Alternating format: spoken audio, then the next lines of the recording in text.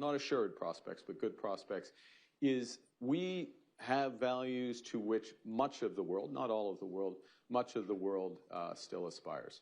We're a pluralistic society that works. Our cities are amongst the most diverse in the world.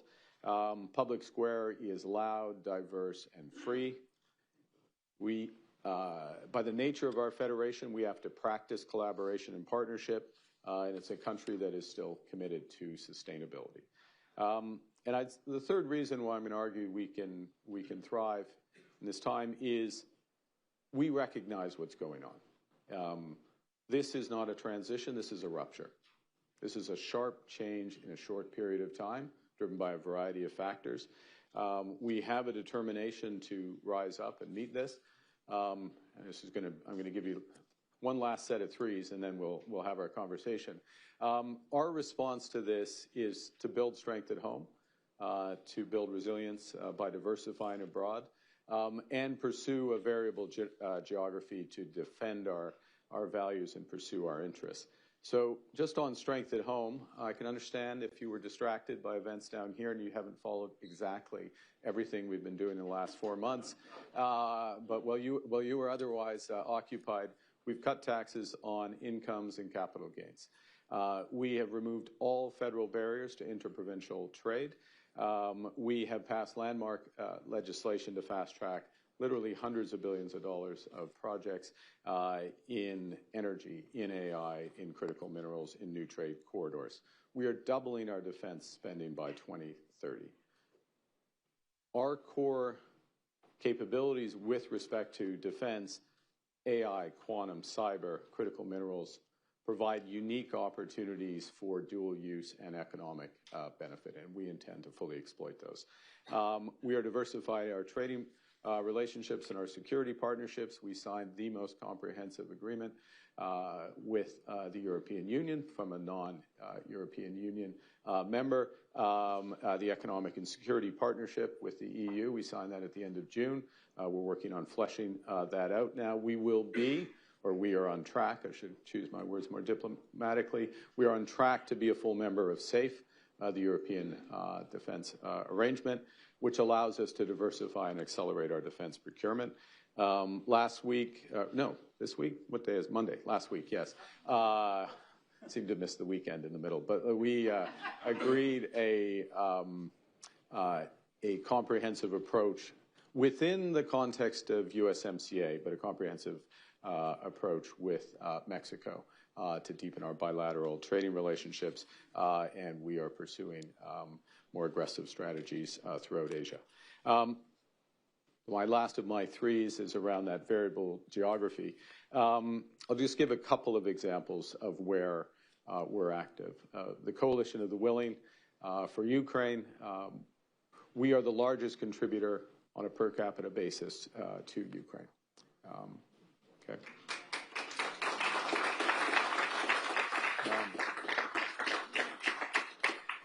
And we, well, I won't go into more detail. We can talk about Ukraine if you wish. When you think about our Arctic sovereignty, that we are cooperating very closely with the Nordic Baltic 8 for physical protection up there, economic development, and also defending NATO's western flank. We are active with like-minded parties in efforts to promote two-state solution and Middle East peace. Not the easiest thing to do, I know. And I'll make one other point on critical minerals.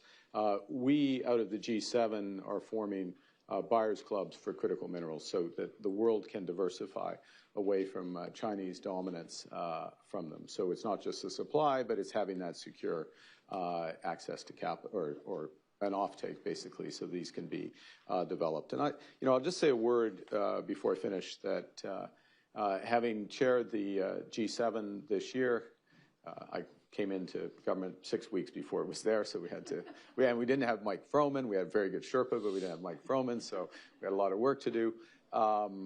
It was a very interesting, and this is a variable geometry support point. When we had 2 days, the first day, core G7, focused on a variety of issues, very productive. President Trump was there for that day. And these were good meetings. These were good discussions, a good meeting. There was progress made. Not everything landed, but it's never the case that everything lands.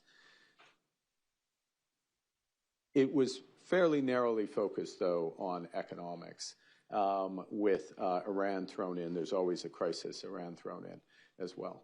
The next day, with the leaders of most of the BRICS countries, some of the largest emerging economies, Australia as well, not an emerging economy, but others like those, the focus was on what this room would recognize as old multilateralism, global commons, where we're cooperating on energy, what we can do to actually develop on critical minerals, financing for development, what's going to happen at COP. Lula was there as well. That doesn't mean that's the way the world's working. I'm not naive about that, but there is a substantial proportion of the world that focuses on these issues. A country like Canada is one of them, and it's one that it's something we will continue to do because it comes back into our strengths. Look, I'll sum up. I would ask you to, when you think about Canada, actually, that's my request. Think about Canada. As a strong, sovereign, independent nation, think about Canada as that. But there is a big opportunity in this shifting in Canada. We understand what's going on. We understand the scale of the response that's required. We have the resources the world needs. We have the talent to turn that potential into growth. We're a reliable partner. We're connected more than anyone else through trading relationships with any other part of the world. And we're no longer relying on just the strength of our values, but the value of our strength with your help. So thank you very much, and I look forward to the discussion.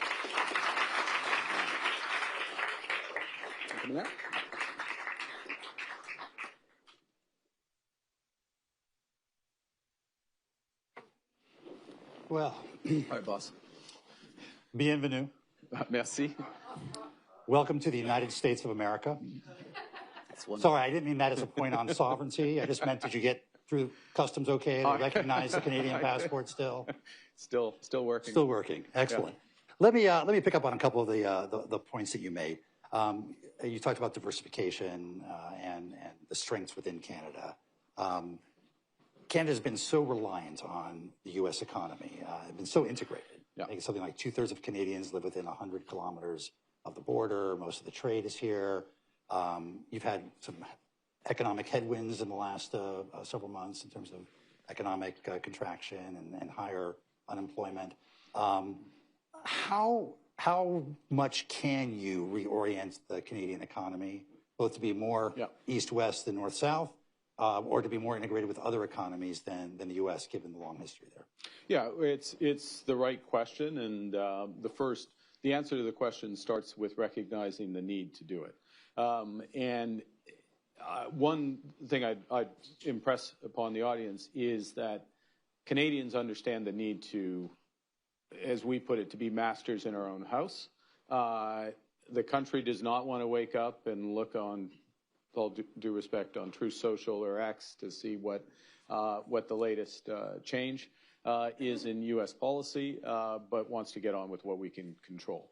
And that's a big part of the government strategy. So getting rid of barriers east-west, as you put it, barriers across the provinces, that alone, if it's fully done, we've done the federal part, but if all our provinces reduce their barriers, the estimates are that is a bigger return to the Canadian economy than the worst-case trade outcome with the U.S.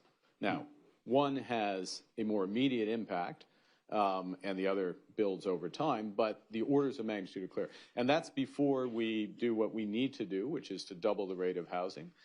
We announced a new approach on housing 2 weeks ago, and the first projects that we have identified there scaled to around $50–60 billion of housing investment. The first major projects that I referenced in the remarks on new ports, new energy corridors, beyond.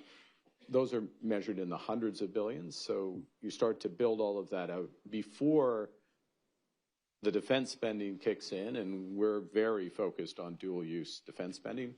There's lots of areas where we're going to be able to build out our AI, cyber, and other capabilities, critical mineral pathways as part of that defense build.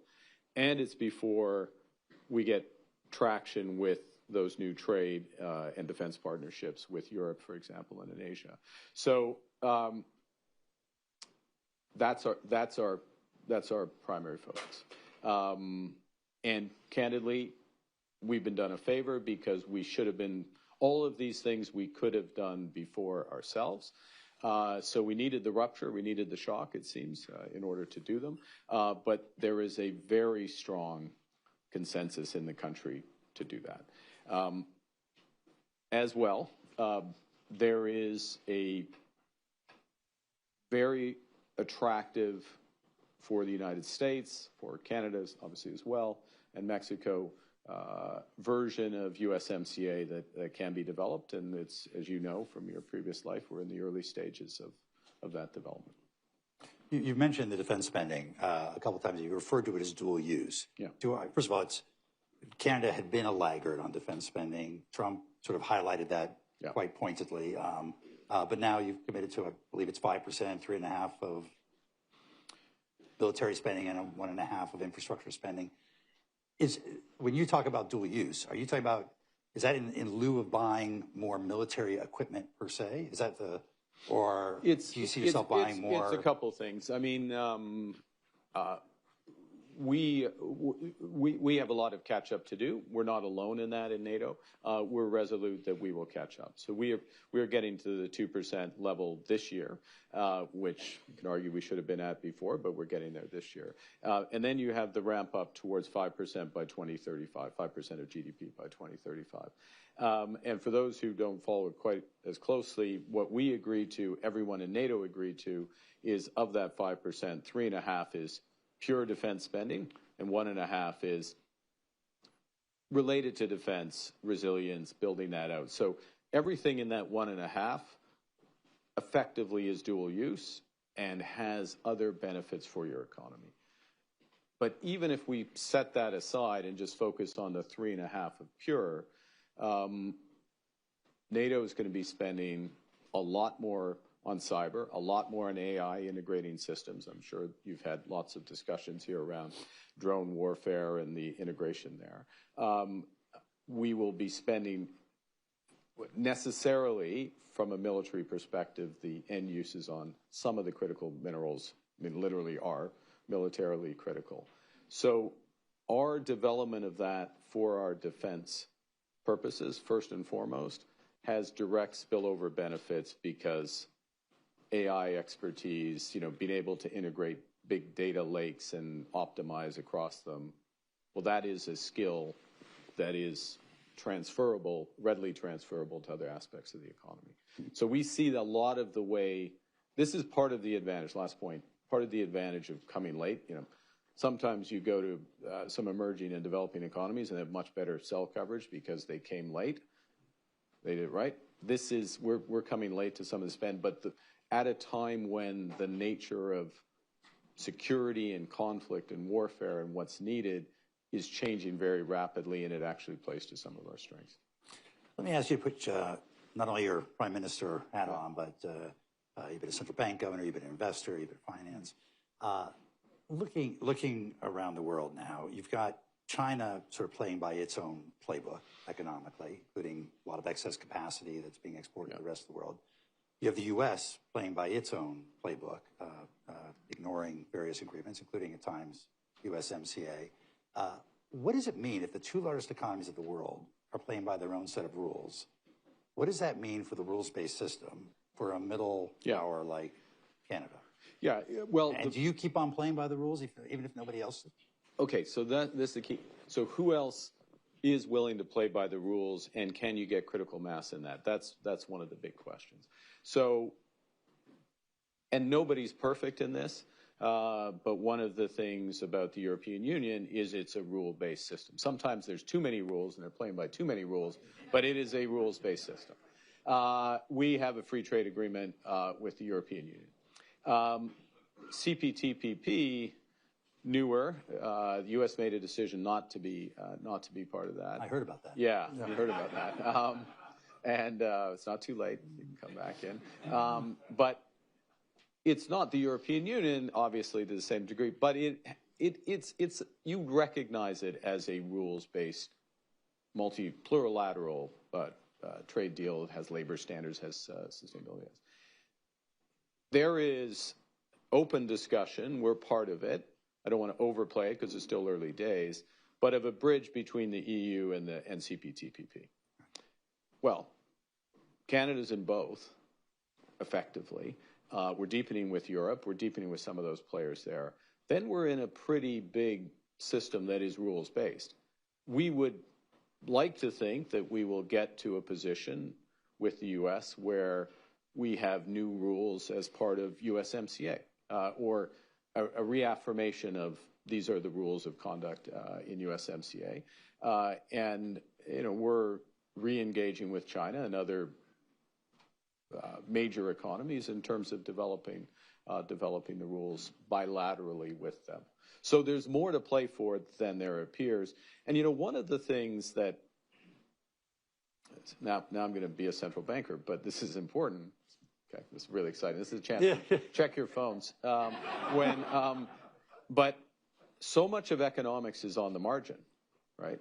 So, yes, we're heavily weighted to the United States, and a big adjustment is going on in big sectors, steel, autos, as examples, are forest products because of the trade shock, and we're hoping to make progress in all of those.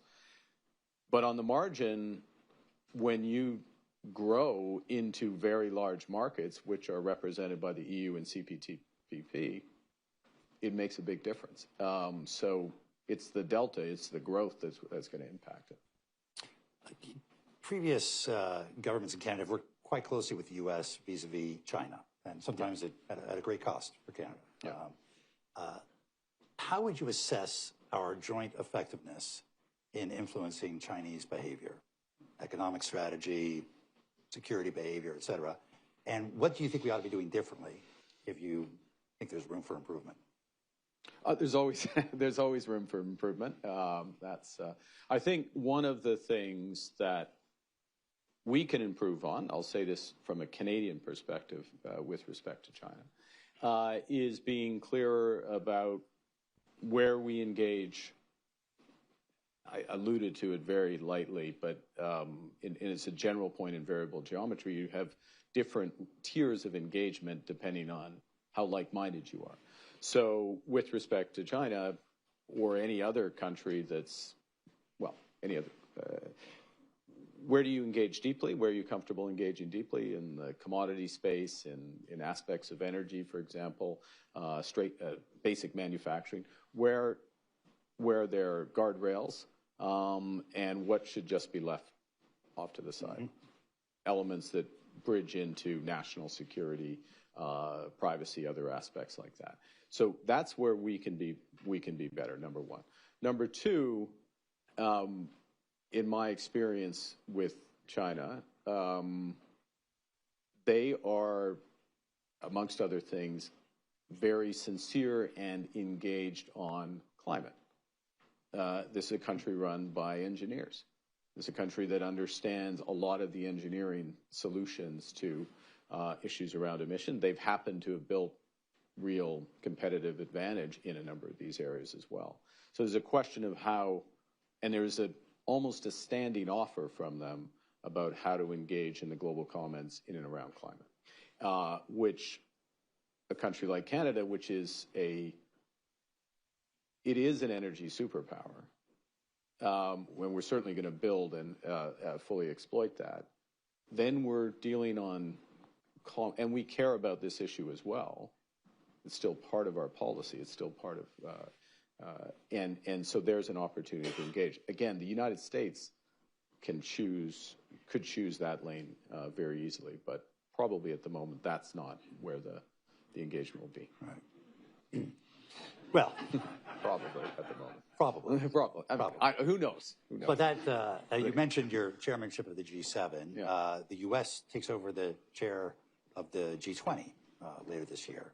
Yeah. It'll be an opportunity for the Trump administration to take over one of these organizations and figure out what the agenda is for international cooperation. You and I have been involved in a bunch of G20 summits. You did somewhat better in your career than I did in mine. But what advice would you give to the Trump administration about where the G20 could be useful and what the scope for cooperation can be going forward?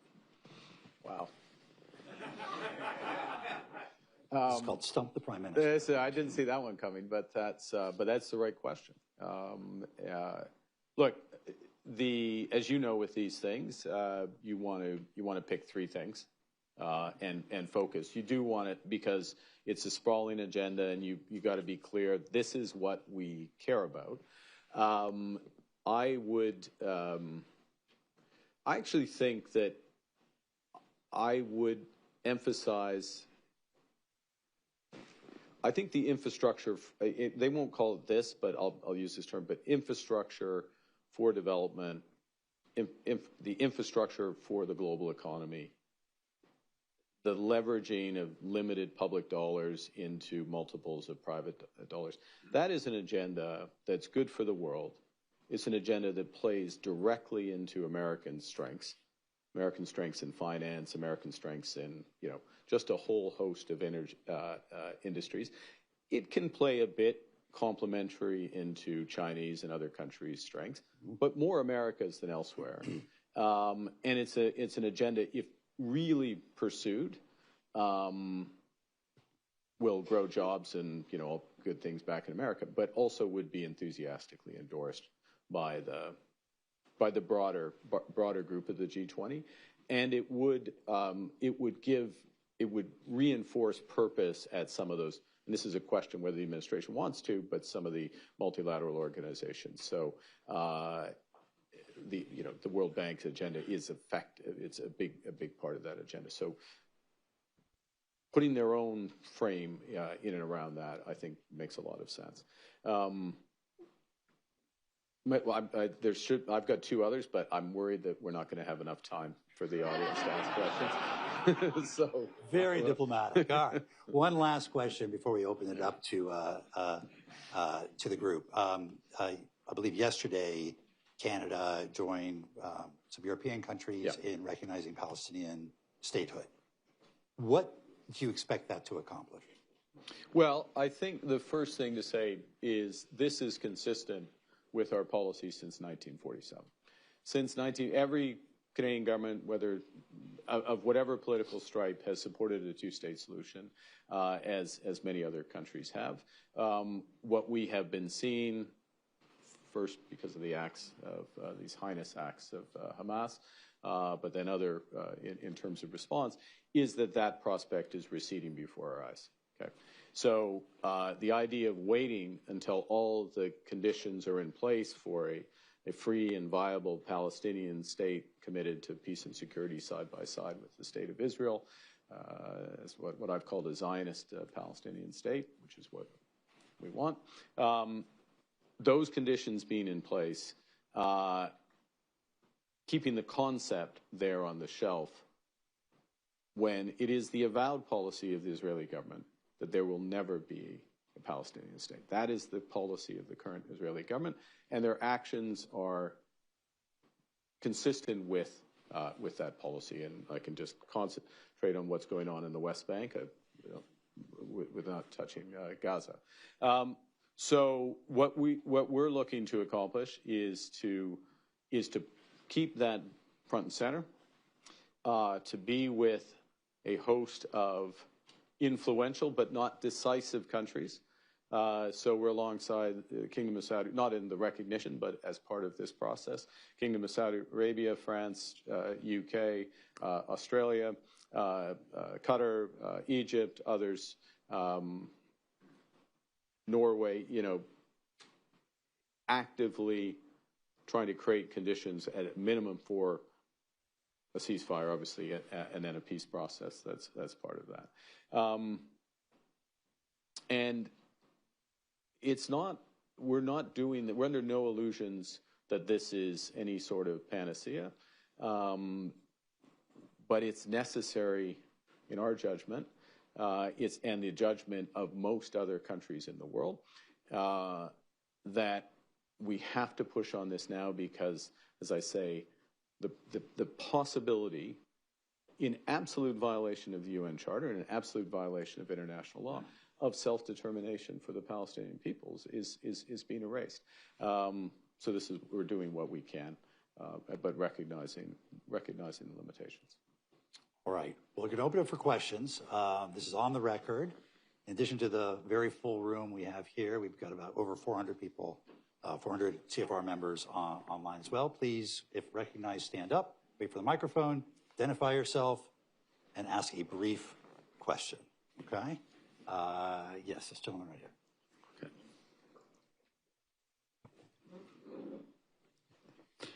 George Vredenberg of the Davos Alzheimer's Collaborative, a successor to Seppi and Gavi, but focused on aging populations. So my question is a demographic question. Working age populations in Europe are shrinking. Yeah. You know, working age populations are supporting a larger population overall. How does one deal with the financial costs of that? How does one deal with how to increase worker productivity in the global north? Are you taking a few, or do you want me to do? Look, absolutely right. One of the biggest challenges, I think, one of the first things you have to do as a government, we haven't fully done this, but we will in time, is to actually frame the policy and frame. Australia does this with their intergenerational reports, basically, which frames under current trajectories and with demographics what the challenges are. That's the first. The second is you maximize your labor force participation as much, female participation, older participation. We are pretty good on that. We have a bit more to do later in career, for all countries, that's the next step. Clearly, the deployment of technology, AI coming in. It's not like AI is going to solve everything, but that the multiplier effects there gotten right. There's a variety of reasons why we have to get application of AI right across our economies. This is one of them, and it provides some counterweight to that, and potentially substantial counter. I mean, okay, I'll be utopian, not utopian, but optimistic. Thank you. Yeah, I was going to say Panglossian, but then I was like, that's so optimistic. Step. But if you take sort of full bore productivity estimates on AI application, it's adding 1 to 1.5 percentage points on productivity and I'll push it out to the middle of the next decade. It actually dovetails pretty well with that bigger demographic crunch. I mean, those are big numbers in annual productivity. So we have to get that right. And one of the challenges for us, of course, is to do that alongside everyone else. Yeah. Maureen White. Microphone coming. Yeah. Thank you, and thank you, Mark, for being with us today. I'm Maureen White, and I'm a senior fellow at the Foreign Policy Institute at SAIS, and I'm also chairman of the Board of Refugees International. And Mark, Canada has had an exemplary role in refugee resettlement for many, many years. And I know your country, and you're not alone in this, is backtracking a little bit on this commitment to refugee assistance. Could you just elaborate a little bit on what the Canadian policy on refugee resettlement will be going forward? Sure. Yeah, I'm not, Maureen, now that they've taken the microphone away from you, I'm not sure I fully recognize the backtracking element of your question. And you know, I'll put it in context. I see the Ukraine pin on the previous questioner, and salute you for it. We've taken 300,000 Ukrainian families into Canada, individuals, I should say, individuals into Canada. We still have quite substantial levels of asylum seekers, and the Ukrainian case is a humanitarian, deliberate policy. The asylum seeker obviously is received.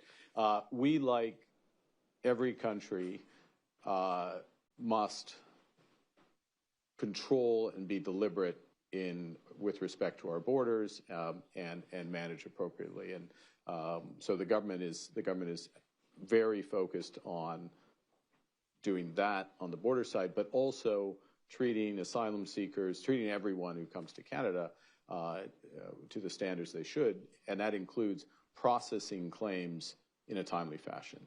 And one thing we have not done well enough is process claims in a timely fashion. So that's resources and efficiency. And so I would say when we look at, that's the aspect of your question that I would bear down on. Yeah. Let's get to an online question. Okay. We will take the virtual question from Missy Ryan. Hi, this is Missy Ryan from The Atlantic magazine. I'm hoping you can talk a little bit about what you mentioned earlier several times about Canada's values-based approach to international relations and as a sort of guiding compass more generally, and how you're thinking about doing that in a moment where the Trump administration is not talking about a values-based foreign policy, and more the America First is, as it's articulated, is more about American interests and sometimes backing away from some of the values that have been articulated by the United States and its foreign policies. How are you going to do that, especially given the United States clout as a kind of trendsetter on certain issues like the Palestinian state and Ukraine, Russia, and all of that? Yeah. Well, thank you, Missy. Look, I'll give a couple of examples and then pick up on your. Let me pick up on Palestinian state, Ukraine. There are other examples of this where, look, we believe in the UN Charter. We believe in self-determination for peoples. We underscore the importance of territorial integrity. And that drives our approach in Ukraine. It drives our approach in Palestine as well. There are other applications, but I'll stop there. That's a consistent approach. We welcome, and I very much welcome his personal involvement of the president in efforts, for example, in Ukraine to broker ceasefires, to find paths for peace, to provide potentially complements to the security guarantees that the Coalition of the Willing, Canada included, are prepared to provide to Ukraine, which is necessary for a lasting peace or lasting security for Ukraine. The situation, this is no insight, the situation in Palestine is both horrific and fluid. And there are multiple efforts, very much including the United States, to find a path to cessation of hostilities, ultimately security and some form of peace. We come at both those situations from somewhat different perspective, but the same ultimate goal. And we have different partners at present in some of the initiatives, in both of those initiatives. But we would hope that there would be convergence with the United States. And we will certainly support leadership of the United States that's leading to outcomes that are consistent with our values. Some European countries have suggested they would deploy troops to Ukraine as part of a stability force or peacekeeping force. Would Canada be among those? Well, we'll see what the structure is. We're very active in the Coalition of Willing. I'd remind that we have very large troop presence in Latvia as part of our NATO obligations. I visited them 3 weeks ago. And to underscore the commitment to security in the region, to Latvia and Poland. By the way, the brigades In Latvia, it is not, they don't do training. It's an operational brigade, which gives you, and that's before the incursions, the Russian incursions of recent weeks. And that gives you a sense of both the stakes and the degree of our commitment. So we'll see. In terms of Ukraine, there's a lot to be done still to move that first to a cessation of hostility before the guarantees would come into effect. But what we do know, and the United States acknowledges very much, is that without, given the track record of Putin, a security guarantee that's written on paper is not, that if the signature is Vladimir Putin's, is not worth anything. It's right here in the second row. Lou. Microphone coming up. There you go. Thank you, Allison Sander, Planet Action. First of all, just want to start with a thank you for those of us who forget what leadership and diplomacy looks like. We follow you, and it reminds us, and I think I'm speaking for the whole room. So start with that. A quick question. I think it's Canadian modesty that you describe yourself as a middle power. I'd kind of bump you up. And could you paint us a picture in these times where IP, capital, and talent can flow so easily? You're a great strategist. What's the strategy for middle powers to use golden parachutes, different tax laws? And is there a coordinated strategy to just take some of the capital from here that's getting frustrated and attract it? Well, we would never take anything from the United States. That's on the record. That's on the record. I just want to underscore that we're here to give, not take. Just not give too much. Not give too much, exactly. No, like on the, I mean, I think this is our strategy. Our core of the strategy is the core. Like it's like any organization, yours included. Like either core of the strategy has to be consistent with who you are and what your values are, and then you build off of that. So I said in my remarks, you know, the public square is loud, diverse, and free. That's important. It's important to Canadians, but it's important. It's becoming more of a relative thing than it had been in the past. Let's put it that way. The second is we are. Look, the country is. It is a very diverse country. It is a very networked country globally. You know, Toronto, New York, it's impressive. It's one of 3 born outside of the U.S. I think it's one of 2 in Toronto. Okay, and it's not. That is a more extreme version, but many Canadian cities look like New York, not in scale, but in diversity, and that is a strength that's there as well. From a tax perspective, I don't think you'll see in Canada, you know, Swiss-type tax deals for individuals. That's not the nature of the society. There is a social model that's consistent. But what is there is those first 2 components combined with very strong research universities that people can come to, a society when people can live in, and a country that is connected to everywhere else in the world, including through trade and investment. And that's something that we will push through, combined with, which is something that isn't always there in Canada, or at least shouted out, which is ambition, and the scale of the ambition. And that's part of how people go to where things are happening or where they think they can be part of something bigger, and that's an important part of the strategy. Yeah. Thank you. Jane Harman. Front row here. Jane, how are you?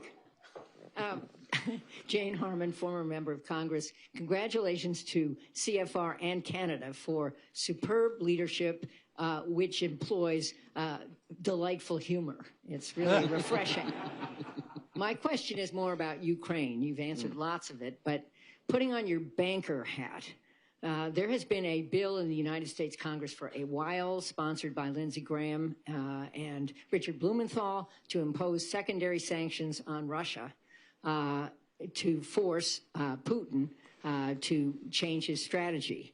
That bill isn't passing because Trump does not yet support it, despite a veto-proof majority. But my question is, How potent are secondary sanctions, and should this bill pass, how much difference do you think it would make?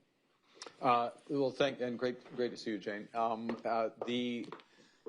Secondary sanctions can be incredibly powerful, and they were very, very powerful with respect to Iran, and the uncertainty around the extent to which what is secondary, if I can put it that way, particularly in the financial sector, is a powerful weapon. So just for those who don't follow it, it's not just what bank, so to speak, deals directly, in this case with Russia, but does your bank deal with the bank that deals with Russia? So who's your client's client? And once you start asking that question, the risk really does pull in and the isolation goes up orders of magnitude. The Graham-Blumenthal bill, as I remember, doesn't deal directly with the financial side. It's more of a tariff or trade related. Is that correct, or am I misremembering? You think it has that financial? I think if it has the financial, I think that is power. It is something we have advocated. Canada has advocated. I've personally advocated in some of the discussions. And I will say that the U.S. has raised this issue on several occasions as a possibility. I think it is a possibility. I'm not saying the legislation per se, but the use of secondary sanctions. And our view, Canada's view, and a number of European countries would share this, is that we should go quickly to that, because that really is the biggest non-military disincentive. So I'm glad you raised it, but yes. Putting your former banker hat on, central banker hat on, would you worry about the impact of secondary sanctions on the role of the dollar going forward in terms of weaponization of finance? Look, I think this is less. No. I mean, yes, I understand the motivation of the question, but I think these would be very clear, well-motivated reasons, and it would be coming in. You would delay delivery it. You'd say we're going to do it in 2 months or 3 months' time to effectively force Putin to the trilateral table, and it would give time to reorganize relationships accordingly. You always have a risk, as you know, when you do financial sanctions in terms of the impact on the dollar. But it is also this is the thing that needs to be hammered home. It is so difficult to transact even in other currencies with ultimately the chain one step removed, not touching a U.S. person, financial institution, the dollar. That's what gives this such power. You support using the frozen Russian assets? You know, now when I was a central banker, I didn't, but now that where you stand depends on where you sit. Depends where you stand depends on where you sit. Exactly. Let's go to an online question. I'm much more enlightened we will, now. We will take the next virtual question from Mark Rosen. Prime Minister, yesterday, in recognizing a Palestinian state, you set out a demand that Hamas must be disarmed and excluded from any Palestinian government or elections. Can you explain to us who, if not Israel, will carry out that disarmament of Hamas? How will that happen? And if seems highly possible, at least, a movement or political party committed to Israel's destruction, whether under the Hamas name or another banner, ultimately wins those Palestinian elections you've called for next year, won't you have in effect granted Hamas their own state to launch more invasions of Israel? Thanks for the question. First is the disarmament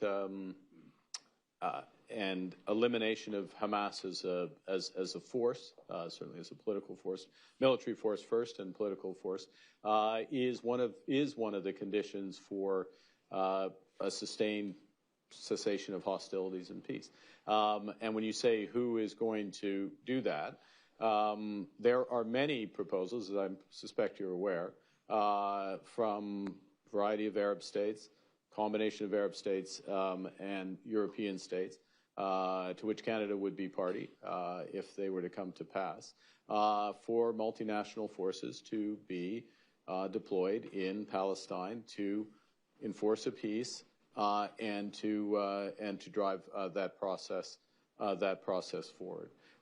So I think the first part of your question I deal with directly that way.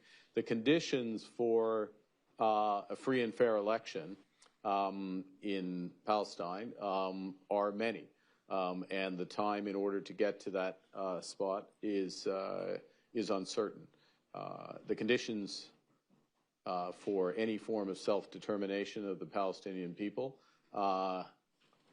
do not exist at present, and the prospect of them ever being in a position to make decisions in their own land,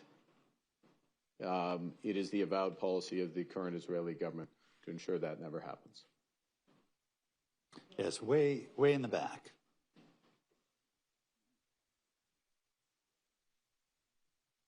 Thank you. Keith A. Bell, Next Experiences, producer of New York Fashion Week and LA Fashion Week. Wow. You're in the right section. I know. Two sons at the University of Toronto, getting a fine education. Thank you. Good. One of them is a data science major and determined to start up his own company, and feels compelled, although he loves Canada, is Canadian, would stay up there if he could. But Canada really doesn't have the opportunities that Silicon Valley offers. You know, your joke about immigration policy in the United States aside, isn't that a problem? Why drive your brilliant young Canadians to the United States because the capital markets doesn't have the category of capital to support their new ideas? And is there a solution? Yeah, I think the first thing, thanks for the question. Thanks for sending your kids back home, if that's right. And I would flip it a bit in that how much are we driving people to Silicon Valley and how much is Silicon Valley and Seattle, for that matter, sucking in and attracting, and I don't mean that negative, but just the sheer weight of the opportunity in the United States. And this is true whether you're Canadian, Israeli, European, Indian. You know, this is not a unique phenomena to Canada. You know, 50% of probably one of the best, I'll hedge, places to do computer engineering, all forms of it, is Waterloo. 50% of the graduating class every year goes to the United States, and we need to retain more of those. Part of it is the ecosystem, the venture capital ecosystem. I actually don't think that's to be honest, I don't think that's the biggest thing. I'm not saying there are things that we shouldn't be doing there. I think it's, in part, it's the demand. Part of it is the demand for the end product. So the ability to scale in Canada is more limited, has been more limited for a variety of reasons. Part of it, our companies aren't applying things as much as U.S. ones. A lot of that is going to change in AI, crypto, cryptography. Cryptography is when I say crypto, I don't mean crypto, and in quantum, because we're gonna drive a lot of that, and spin-offs of that. Doesn't mean we'll keep everybody, but we'll keep more. I mean, the president just had an interesting visit to the UK, and signed this major technology agreement. UK is going to get hundreds of billions of dollars potentially of investment into their AI infrastructure. Could Canada cut a similar deal with the United States? Yeah, we could cut. We would like to cut a similar deal. The extent to which it needs to be done with the U.S. government it's not clear to me it has to be done with the U.S. government. I'm happy them to come. But we've got, so what do you need? What do you need for an AI data center? You need power, you need chips, and more often clean power is preferred. You need chips. wouldn't hurt to have a fiber optic cable that went down to the U.S. Proximity doesn't hurt. And so that strategy of building out the infrastructure that the UK, France, others are pursuing, that makes sense. That makes sense for us. And we've got to make sure that some of our power, those big chunks of power that are coming online, are there. For the overall benefit for Canada, it goes to the previous question and the productivity discussion. That's nice, getting that infrastructure.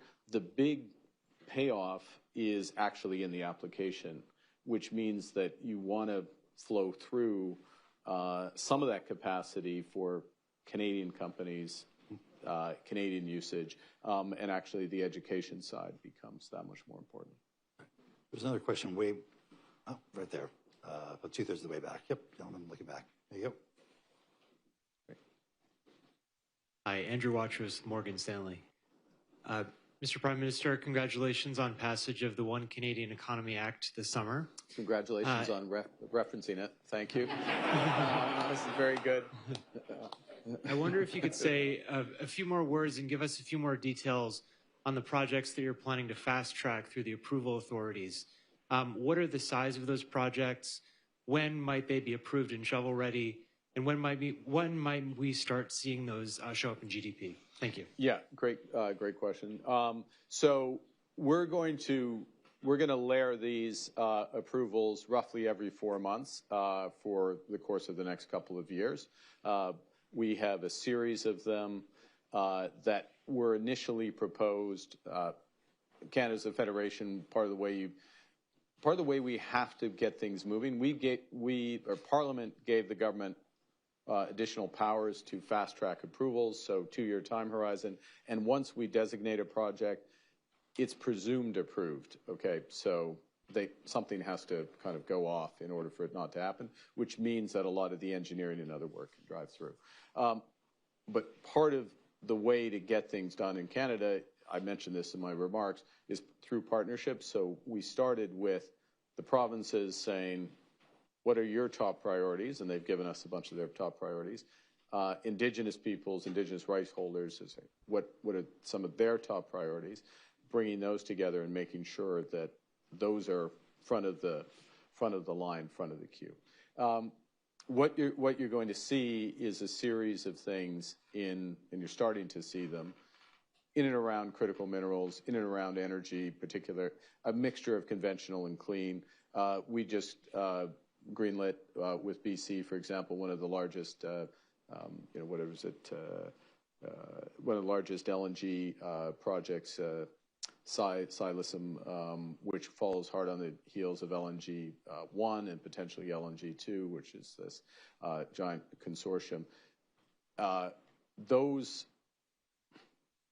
Those are, just to give a sense of sort of blocks, these are effectively zero carbon LNG because the liquefaction is before the scope 3, obviously, I'll say that, under the control of planet Earth, right?